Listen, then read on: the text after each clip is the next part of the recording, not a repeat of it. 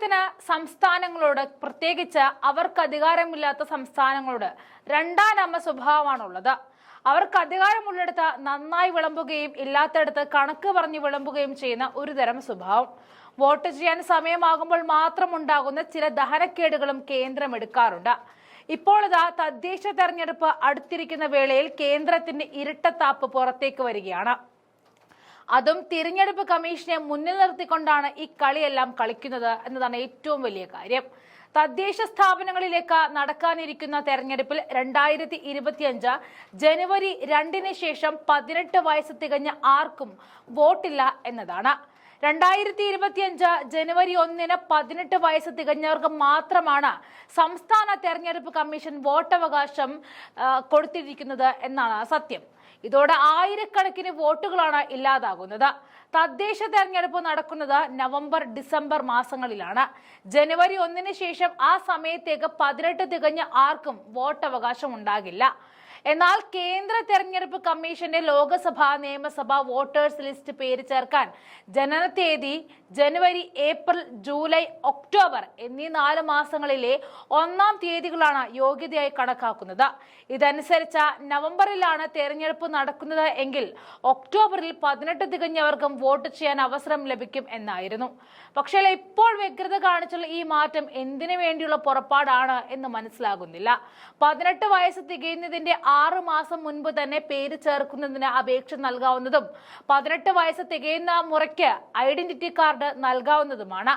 Voter പട്ടികയിൽ പേര് ചേർക്കുന്നതിന് കേന്ദ്ര തിരഞ്ഞെടുപ്പ് കമ്മീഷന്റെ മാനദണ്ഡം തന്നെ സംസ്ഥാന തിരഞ്ഞെടുപ്പ് കമ്മീഷൻ സ്വീകരിക്കാത്തതിന്റെ പേരിൽ 10,000-കൾക്കാണ് വോട്ടവകാശം ഇല്ലാതാകുന്നത്. ഇവർക്കെല്ലാം അടുത്ത നിയമസഭാ തെരഞ്ഞെടുപ്പിൽ വോട്ട് ചെയ്യാനുള്ള അവസരം ലഭിക്കുമെന്നുണ്ട്. അതേസമയം തദ്ദേശ തെരഞ്ഞെടുപ്പിനുള്ള വോട്ടേഴ്സ് ലിസ്റ്റിന്റെ പേര് ചേർക്കുന്നതിന് അപേക്ഷകൾ തെളിവുകൾ സഹിതം ഹിയറിംഗിനെ തദ്ദേശ സെക്രട്ടറിക്ക് മുൻപാകെ ഹാജരാക്കണം. ഇത് അന്യ സംസ്ഥാനങ്ങളിൽ പഠിക്കുന്ന വിദ്യാർത്ഥികൾക്കടക്കം ദുരിതമാണ്. അപേക്ഷയോടൊപ്പം സമർപ്പിക്കുന്ന school certificate, ration card, photo, Aadhaar card എന്നിവ പരിശോധിച്ച ലിസ്റ്റിൽ ഉൾപ്പെടുത്താം. അതേസമയം തദ്ദേശ കരട് വോട്ടർ പട്ടിക ബുധനാഴ്ച പ്രസിദ്ധീകരിക്കും എന്നറിയിച്ചു കഴിഞ്ഞിരിക്കുകയാണ്.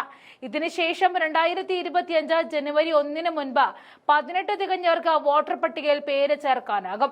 അതേസമയം തദ്ദേശ സ്ഥാപനങ്ങളിലെ പൊതു തെരഞ്ഞെടുപ്പിന് മുന്നോടിയായി വോട്ടർ പട്ടിക പുതുക്കുന്നതിനുള്ള കരട് ജൂലൈ 23 അന്തിമ പട്ടിക ഓഗസ്റ്റ് 30 പ്രസിദ്ധീകരിക്കുമെന്നും സംസ്ഥാന തിരഞ്ഞെടുപ്പ് കമ്മീഷണർ അറിയിച്ചു കഴിഞ്ഞു.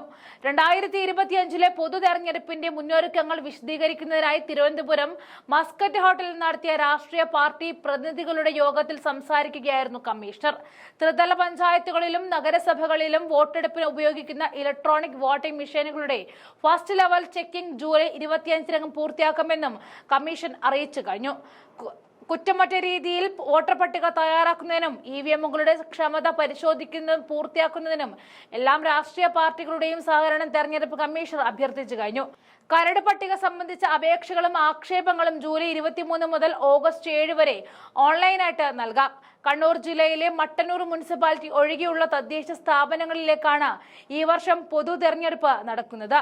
941 ഗ്രാമപഞ്ചായത്തുകളിലും 86 മുനിസിപ്പാലിറ്റികളിലും 6 കോർപ്പറേഷനുകളിലും 152 ബ്ലോക്ക് പഞ്ചായത്തുകളിലും 14 ജില്ലാ പഞ്ചായത്തുകളിലുമാണ് പൊതു തെരഞ്ഞെടുപ്പ് നടക്കുന്നത്.